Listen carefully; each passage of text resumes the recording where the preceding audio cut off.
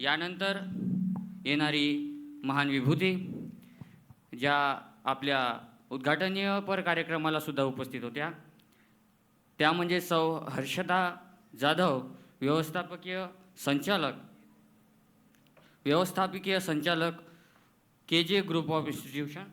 यांचं मूळ कार्य म्हणजे काय तर शैक्षणिक क्षेत्रामध्ये त्यांचं एक महत्त्वाचं स्थान आजच्या या जगामध्ये आहे, या वेळेमध्ये आहे. त्यांच्या इन्स्टिट्यूटमध्ये KG to PG यांपर्यंत सर्व काही. Good afternoon everybody.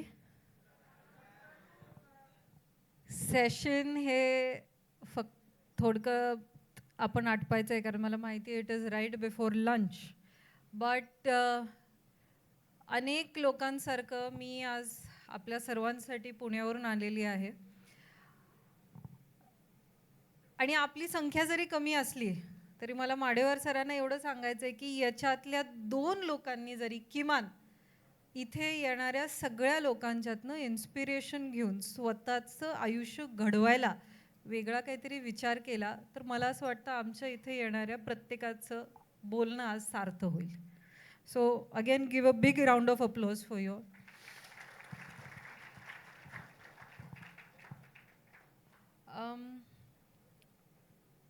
I think तुमचं सगळ्यांचं सेशन AI वर सुद्धा आहे, बरोबर आहे? AI वर मागचे इनचे सेशन्स AI वर झालेले आहेत. आणि I want to ask you one thing about AI. तुम्हाला असं काय वाटतं की AI काय रिप्लेस करू शकत नाही? Emotions, yes. Physical activity, so health. Health cannot be replaced, yes.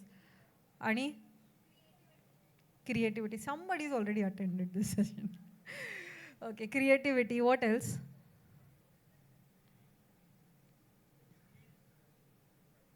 Skills साठी AI इतके स्किल्स नवीन काढणार आहे ना, जे मी म्हटलं ना, स्टॅटिस्टिक्स सांगितलं ना माझ्या भाषणामध्ये की 5 वर्षानंतर 44% स्किल्स हे बदलणार आहेत. जे आज अस्तित्वात नाही आहेत ते स्किल्स AI तयार करणार आहे. त्याच्यामुळे skills are not original, that can be generated with AI. What else? धैर्य, करेज. एखादी संधी हातात घेणं, नवीन काहीतरी करणं. So courage is something that AI.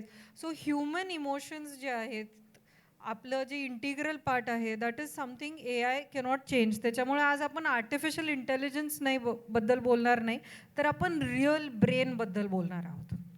2-3च मुद्दे मला तुम्हाला त्याच्यामध्ये सांगायचे आहेत की पहिला म्हणजे how we train our brain matters.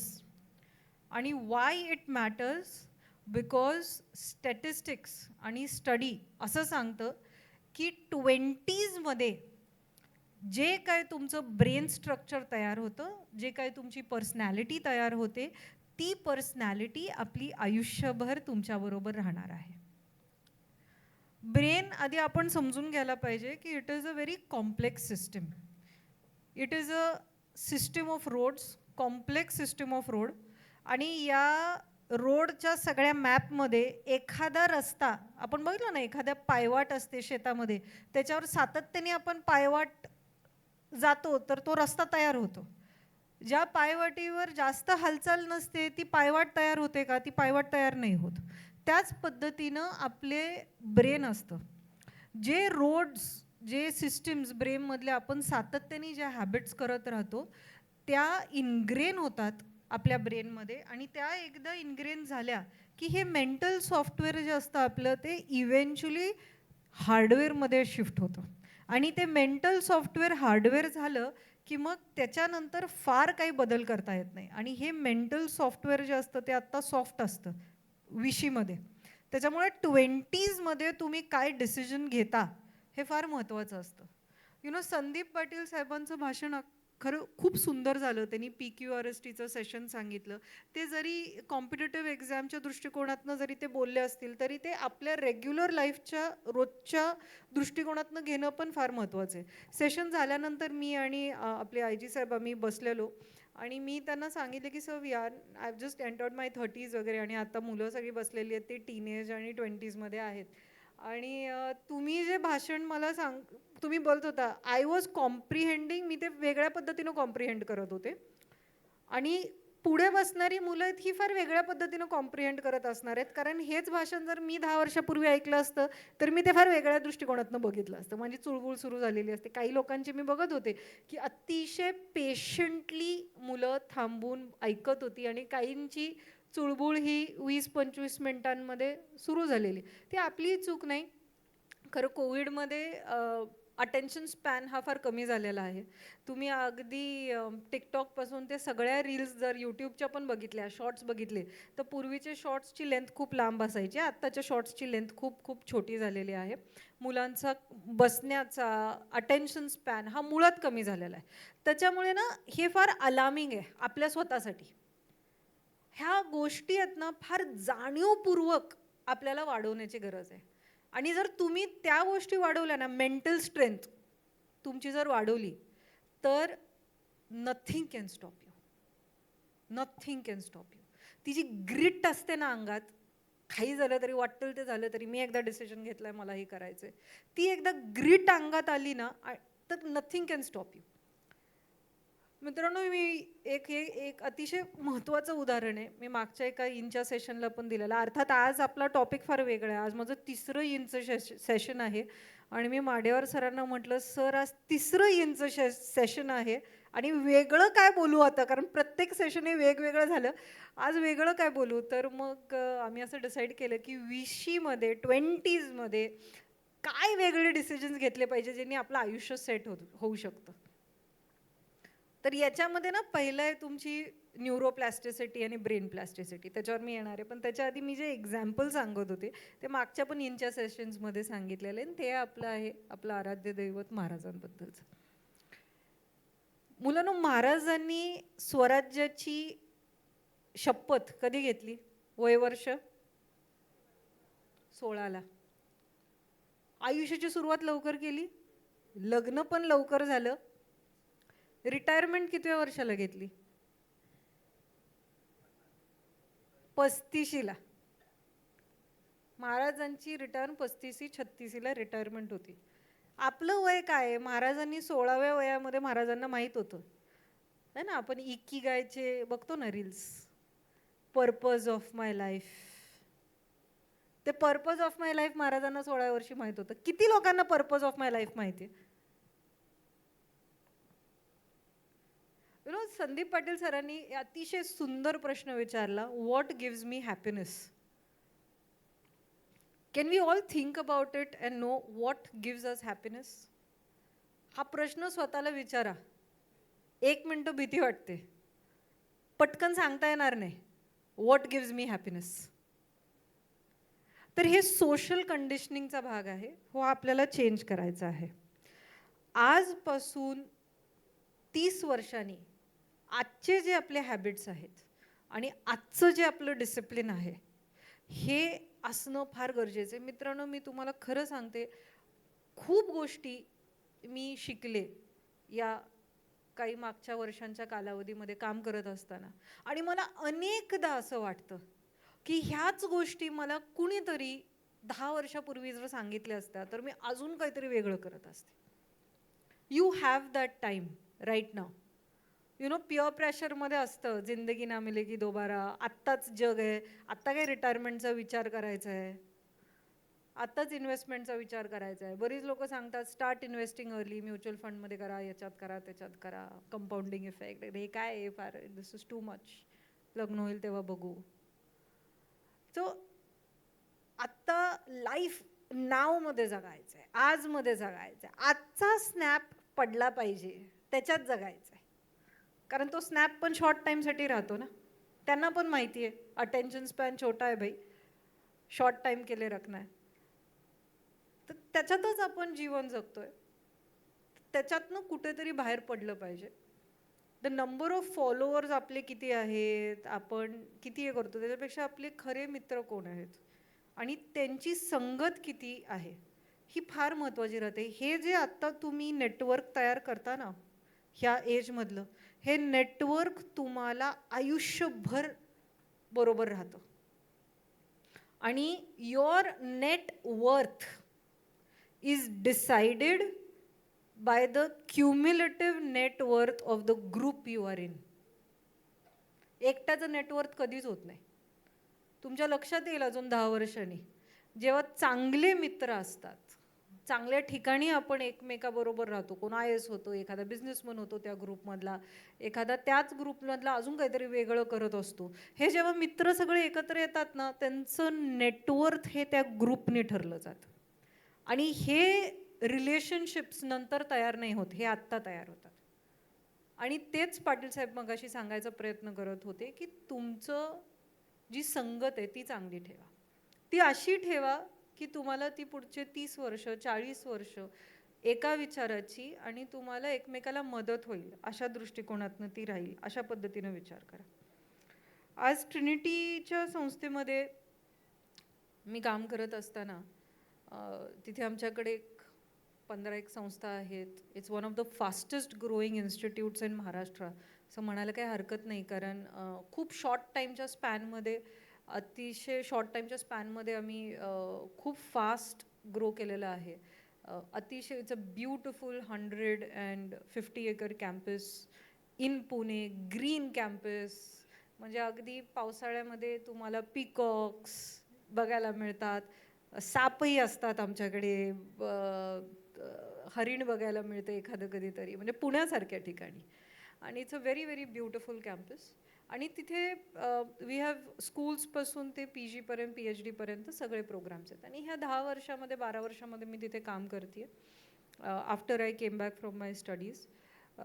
आणि अनेक एज ग्रुपच्या विद्यार्थ्यांबद्दल बरोबर बोलते. आणि मला असं ह्या सगळ्या विद्यार्थ्यांशी बोलताना मला पर्सनली असं जाणवलं की हे जेन झी असेल, जेन अल्फा असेल, किंवा आता नवीन जेन बीटा असेल, the main issue is not addiction with phone, it is not pure pressure.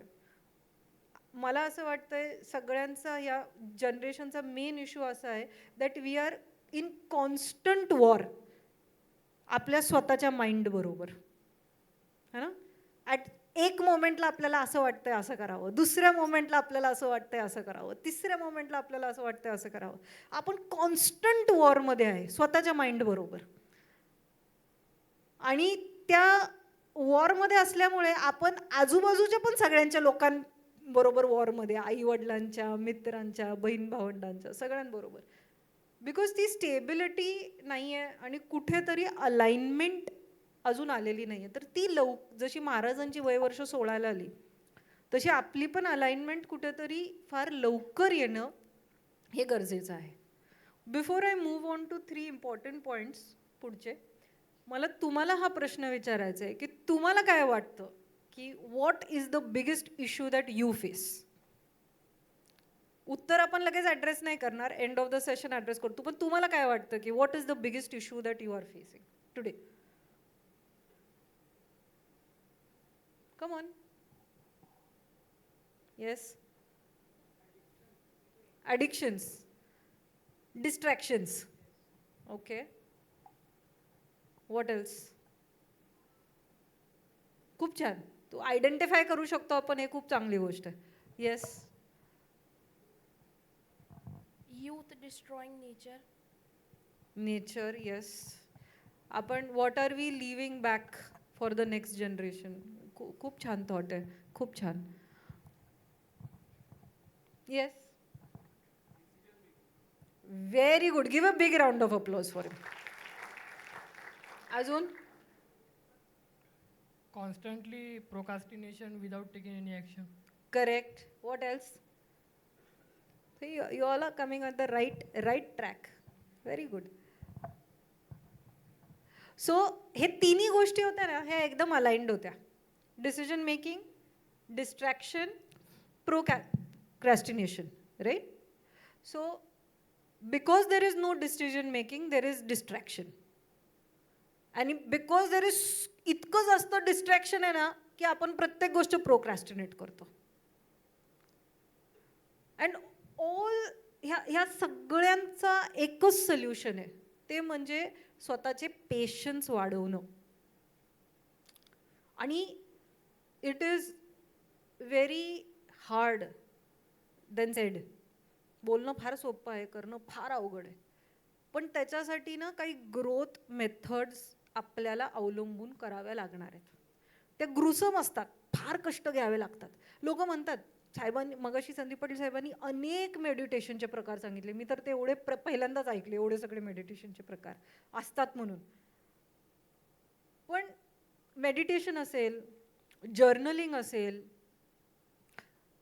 त्याच्यानंतर सकाळी हेल्थवर आपल्या हे असेल, सगळ्यांना आपल्याला माहिती आहे की हॅपी हार्मोन सिक्रेट होतात हेल्थ चांगली ठेवली तर, आणि हॅपी हार्मोन सिक्रेट झाले की पण आपलं डिसिजन मेकिंग चांगलं होतं.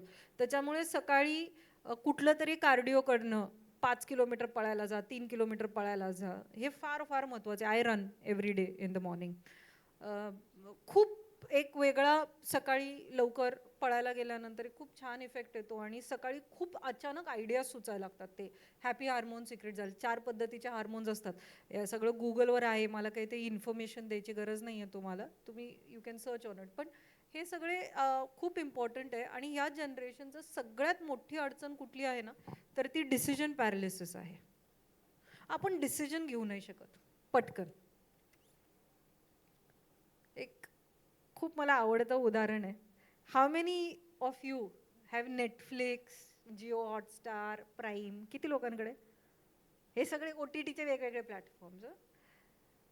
आपण त्याच्यावर मूवी बघायला गेल्यानंतर मूवी कुठला बघायचा आहे हा डिसिजन घ्यायला किती वेळ लावतो? 1.5 तास. आणि तो पिक्चर 1.5 तासाचा पुढचा, बरोबर आहे. तोपर्यंत जेवण वगैरे करून सगळं संपलेलं असतं. त्याच्यामुळे कुठलाच डिसिजन आपण पटकन घेऊ शकत नाही. अभ्यासाची पण सुरुवात करताना एक धडा वाचायला सुरुवात केला की असं वाटतं थांबा जरा, आता जरा दुसऱ्या त्याचा पण विषय राहिला, त्याचाही धडा वाचायला घेऊ, मग त्याचाही घेऊ. आपल्याला डिसिजनवर पटकन येत नाही. आणि तो डिसिजन मेकिंग स्किल्स हे इमोशनल हेल्थचे सगळ्यात महत्त्वाचा विषय. मुलांनो, IQचा इम्पॉर्टन्स आज राहिलेला नाही. तुमचा IQ फक्त तुम्हाला एका पेपरवर किती मार्क पडले आणि त्याच्यामुळे तुम्हाला प्लेसमेंटला, जॉबला किंवा बाकीच्या गोष्टींना किती मदत पडेल, इथंपर्यंतच त्या IQचं काम आहे. तो जॉब मिळाल्यानंतर एकदा तुम्ही पायरी त्या उंबऱ्याच्या आत ठेवली त्या कंपनीमध्ये किंवा एखाद्या ऑर्गनायझेशनमध्ये, किंवा संदीप पाटील साहेबांसारखं IPS असेल, किंवा माझे वडील retired as the secretary of the state महाराष्ट्राचे IAS ऑफिसर असेल, एकदा आत गेल्यानंतर ना तेव्हा मग IQ नाही चालत, मग EQ चालतो. मग बुद्धिमत्ता तुमच्या अंगात किती ग्रिट आहे, मुत्सद्दीपणा किती आहे, त्याच्यावर पुढच्या सगळ्या आयुष्यातल्या गोष्टी ठरतात. त्यामुळे IQ does not define knowledge, your knowledge does not define your एज्युकेशननी काही तुमचं काही डिफाईन होत नाही. तुमच्यात हे इमोशनल स्किल्स किती महत्त्वाचे आहेत. आणि मला असं वाटतं की पुढच्या 2 दिवसाच्या सेशनमध्ये तुमच्या इमोशनल स्किल्सचं तुम्ही स्वॉट अनालिसिस करा आणि त्याच्यात तुमची वाढ कशी होईल स्वतःमध्ये, स्पेशली मुलींना. त्याचं कारण मी तुम्हाला सांगते. मुलांचं आणि मुलींचं एक गोष्ट कॉमन आहे की 85% डिसिजन्स हे आयुष्याचे आपण वयवर्ष 35च्या आत घेतो, छोटे मोठे सगळे प्रकारचे. त्याच्यानंतर फार कमी डिसिजन्स नंतर घेतो. आज तुम्ही जे पैसे कमवताय ते 10-20 वर्षानंतर तुमची वरची अर्निंग पॉवर आणि अर्निंग कॅपॅसिटी ठरवते. हेच तुमचे चाइल्ड बेअरिंग इयर्स आहेत मुलींसाठी आणि मुलांसाठी पण. विषयमध्ये by the end of 20s most of you are going to become fathers. तुम्हाला असं वाटतंय फार लांब आहे अजून, ते फार लांब नाही आहे. हे सगळं विषित होणार आहे, ह्या सगळ्या गोष्टी विषित होणार आहेत. त्यामुळे ना ह्या गोष्टी सगळ्या हँडल करण्यासाठी आपली इमोशनल कॅपॅसिटी फार महत्त्वाची असते. आपण अजून त्या याच्यावर आहे, त्यांनी मेसेज पाठवला का, तिने मेसेज पाठवला का, मी रिप्लाय करू का नको मैत्रिणीला, अगं 2 तास झाले त्यांनी, मग मी आत्ताच कशाला करू, मी पण 2 तासांनी रिप्लाय करते. आपण अजून त्याच्यातच अडकलोय ना. पण हे तुमचे डिसिजन मेकिंग इयर्स आहेत. त्याच्यामध्ये ना माझं असं मत आहे की तुम्ही प्लीज हे सगळं करण्यासाठी ना नॉलेज चांगलं गेन करा, भरपूर वाचा. मी इंजिनिअरिंगला होते आणि आमच्या रीडिंग रूममध्ये समोर असं वर लिहिलेलं होतं. ते पिलर्स होते ना, त्याच्यावर वेगवेगळ्या म्हणी लिहिलेल्या होत्या. त्याच्यावर अजून मला आठवते ते वर लिहिलेलं होतं, वाचाल तर वाचाल. आणि ते खरं आहे, खरंच वाचाल तर वाचाल. मग कुठल्या पद्धतीची तुम्ही पुस्तकं वाचता, वाचनाची किती आवड लावता, त्याच्यातनं पण खूप चांगल्या पद्धतीचं पेशन्स डेव्हलप होतं. आणि पेशन्स डेव्हलप झाले की तू म्हटला तसा तुझे स्किल, डिसिजन मेकिंग पॉवर पण खूप चांगली होते. तर या सगळ्या गोष्टींचा आपण विचार केला पाहिजे. तर हे सगळं करत असताना 3 मेन मुद्दे आहेत, ज्या गोष्टी आपण ॲक्शनेबल प्लॅन म्हणून करू शकतो. त्याच्यामध्ये माडेवर सरांनी सांगितलं कनेक्ट, ग्रो आणि नेटवर्क असं काहीतरी सांगितलं. Learn, grow and connect, right. So learn, grow and connect असं सांगितलं. तर त्यातला जो पहिला पार्ट आहे ना, लर्न, त्याचा मी एक्झॅक्ट ऑपोजिट सांगणार आहे. पहिला ॲक्शनेबल प्लॅन इज अनलर्न. जे काही सोशल कंडिशनिंग आपलं झालेलं आहे ना, प्लीज अनलर्न दॅट. हॅपीनेस काय असतं, सक्सेसफुल लाईफ काय आहे, किंवा तुम्ही आज कशा पद्धतीनं विचार करता, ह्याच्यातल्या भरपूर लोकांचे जे आपले विचार आहेत ना, ते आपले नाही आहेत. ते कुणीतरी कधीतरी आपल्याला सांगितलेलं आहे आणि त्या दृष्टिकोनातनं आपण तो विचार करतोय. तर आज ह्या सगळ्या गोष्टींचं तुम्ही सगळं अनलर्न करा. तुमचे कोर प्रायोरिटीज ठरवा की माझे प्रायोरिटीज काय आहेत आत्ताचे, 5 वर्षाचे, 10 वर्षाचे. त्याच्यावर मला काय ॲक्शन्स घ्यायला लागणार आहेत, त्याच्यासाठी माझी रोजची थॉट प्रोसेस काय असणार आहे आणि माझी बेसिक व्हॅल्यू सिस्टीम काय आहे. ह्या 3 गोष्टीला आपल्या व्हॅल्यू सिस्टीमने भागिले करायचे. कारण value system is connected to your emotional intelligence. Here 3 claps, 1 2 3. का करायला लावलं माहिती आहे ना, प्रेझेंटमध्ये यायसाठी. अटेन्शन स्पॅन काही लोकांचा कमी झाल्यासारखं मला वाटलं. So just bear with me for 2 minutes, just 2 more points and we are going to wrap up. Unlearn करा आणि त्याच्यामध्ये जी व्हॅल्यू सिस्टम आहे ना, ती व्हॅल्यू सिस्टम फार फार महत्त्वाची आहे. त्याच्यातच तुमचा इमोशनल कोशंट जो आहे हा तयार राहतो. सो आपल्याला हॅपीनेस काय देतो, पैसे देतं, मटिरियलिस्टिक थिंग्स देतं, अजून काही वेगळ्या गोष्टी देतात, प्रेम देतं, जे काही असेल ते, that you need to decide. Second thing is being. स्वतःचं व्यक्तिमत्व, स्वतःची पर्सनॅलिटी डिफाईन करणं. एक छोटंसं उदाहरण देणार आहे मी. आपल्याला आज घर कसं बांधायचं माहीत नाही. आपण काय करतो, कोणाला तरी विचारतो बा घर कसं बांधायचं, कारण त्यांनी ते घर बांधलेलं असतं म्हणून त्याला विचारतो की आपण घर कसं बांधायचं. तो आपल्याला सिस्टीम सांगतो की खाली फाउंडेशन ले करायचं, त्याच्यानंतर अशा पद्धतीनं घर उभं करायचं, हे करायचं वगैरे. तिथे 10 वर्ष त्या घरामध्ये राहिल्यानंतर असं आपल्याला कळतं की अरे कुठेतरी पडायला लागलंय, कुठला तरी कॉर्नर ढासळायला लागलाय. मग आपल्याला लक्षात येतं की 10 वर्षानंतर लक्षात येतं की घर बांधायची त्यांनी जी पद्धत सांगितली ती चुकीची होती. अजून चांगल्या पद्धतीनं घर आपलं बांधता आलं शकतं. आपण काय केलं, आपण न विचारता ज्या लोकांना असं वाटतंय की मला घर बांधता येतं, मी घर बांधलेलं आहे, त्यांनी आपल्याला सांगितलं आणि त्याच पद्धतीनं आपण विचार करून आपलं घर बांधलं. 10 वर्षांनी आपल्याला लक्षात आलं. तर मी तेच तुम्हाला सांगते की तुम्ही आजची जनरेशन आहे, तुम्ही सगळे स्वतःसाठी विचार करणारी लोक आहात. तुम्ही प्रत्येक गोष्ट अनलर्न करा, सोशल कंडिशनिंगमध्ये बाहेर या आणि घर बांधायच्या नवीन पद्धती शिका. त्याच्यामध्ये ग्रोथ मेथड्स टाका.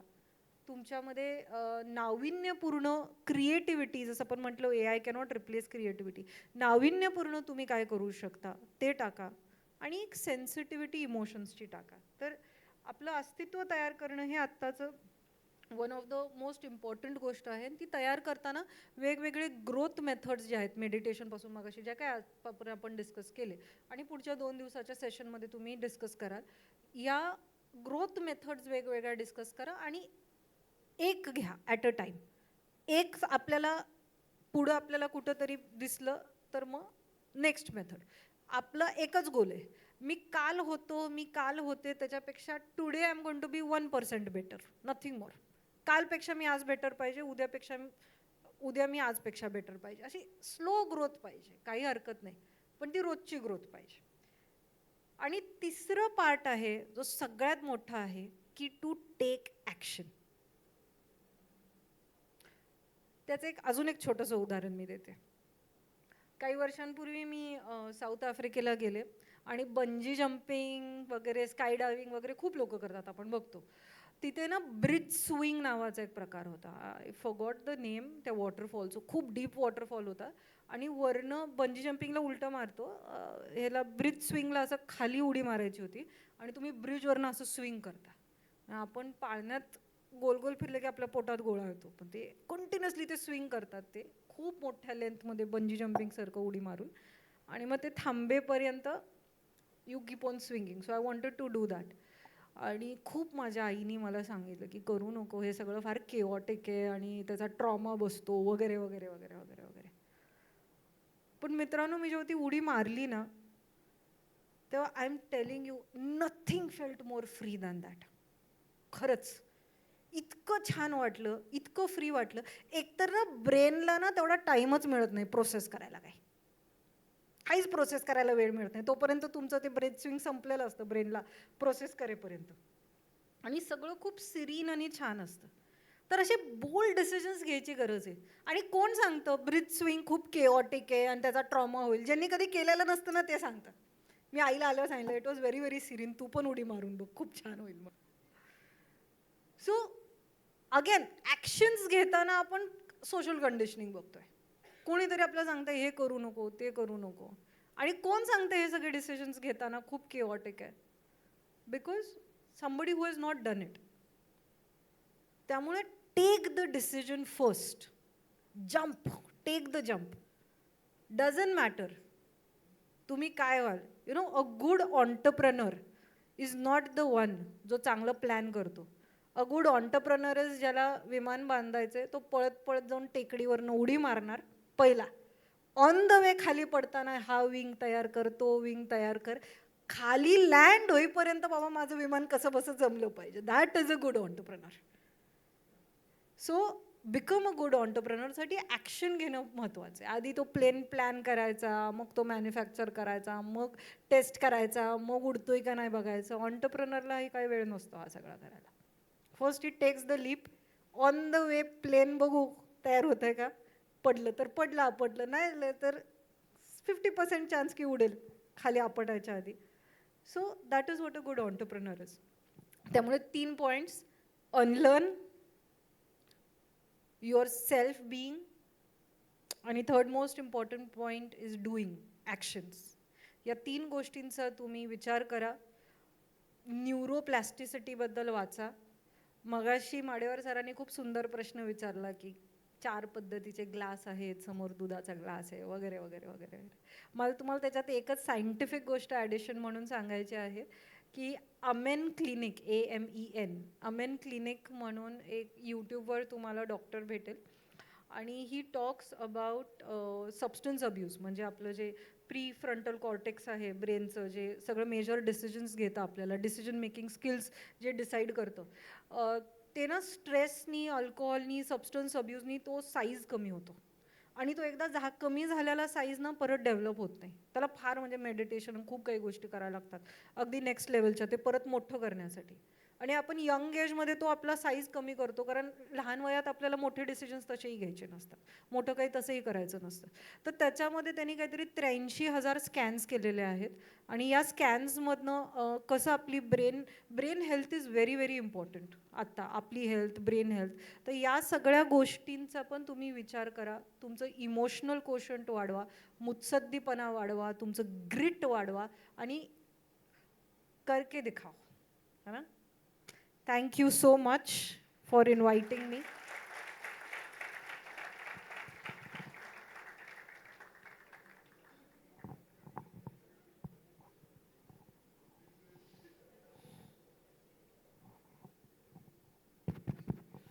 खूप खूप धन्यवाद मॅडम. वंदनीय राशन तुकडोजी महाराज म्हणतात की ज्याने केले ग्रामा अथवा समुदायाचे कामं त्याच बोलण्याचा अधिकारी समजतो आम्ही. तर तुम्ही तुमच्या शिक्षण क्षेत्रामध्ये जे नाविन्यपूर्वक काम घडून आणलेलं या जितकेही वर्षामध्ये त्यांच्याच तुमची अधिकार आहे आमच्या तरुणांना मार्गदर्शन करण्याचा. तर मी श्यामसुंदर बांडबैल आमच्या संपूर्ण इन टीम तर्फे तुमचं धन्यवाद करतोय.